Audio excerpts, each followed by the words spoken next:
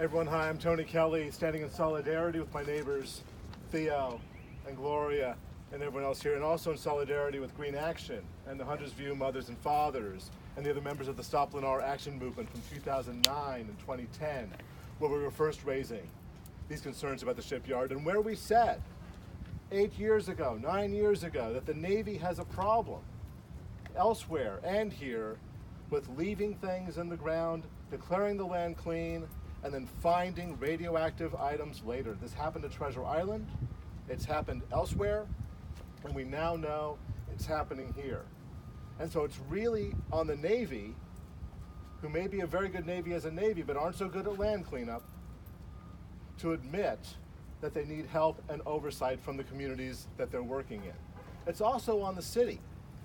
I'll get to that actually in a second. First I want to mention Lennar. This is on Lennar, because when this was transferred, when this land here that we're on today was transferred in 2004, this was a hill. And this hill was leveled over a period of years.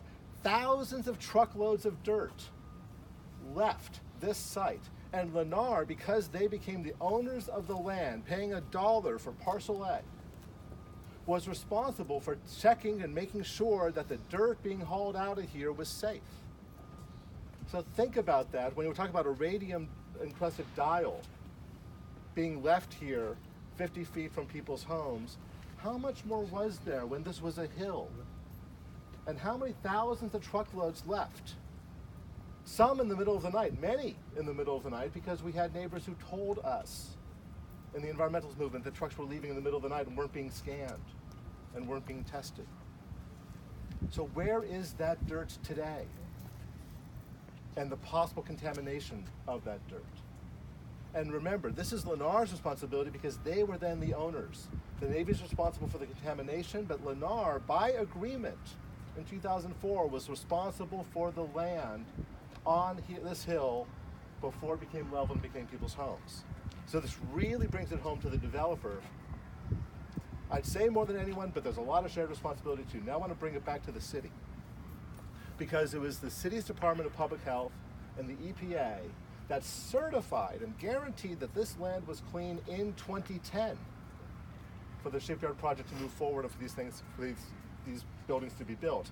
And I want to quote here from an op-ed in the Examiner from July of 2010, written by the Mayor's Office of Economic and Workforce Development and Ms. Amy Brownell from the Department of Public Health, who still works on this site today under a contract where the money paid to her by the Department of Public Health is reimbursed by Lennar. And they said, this is in July of 2010, they were assuring that the shipyard was clean then.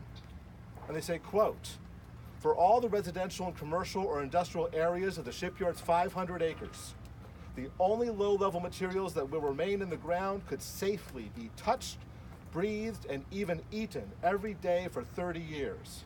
Oh, make them do it. It is time for our City Department of Public Health to eat shipyard dirt. Yeah. They need to look in the mirror. They need to come to terms with what they've been saying to City Hall and to our community, because it was the Department of Public Health and the EPA's certifications and assurances that this was clean that led the city to certify the environmental impact report that approved the shipyard project to go forward. We now need to look at how to revoke that, if it's even possible. And exactly as Dr. Simchai said, we need to test the people, because that is the only sure way to test the land, is to test the people. So we stand in solidarity here. Thank you for hearing us all today. So one last speaker.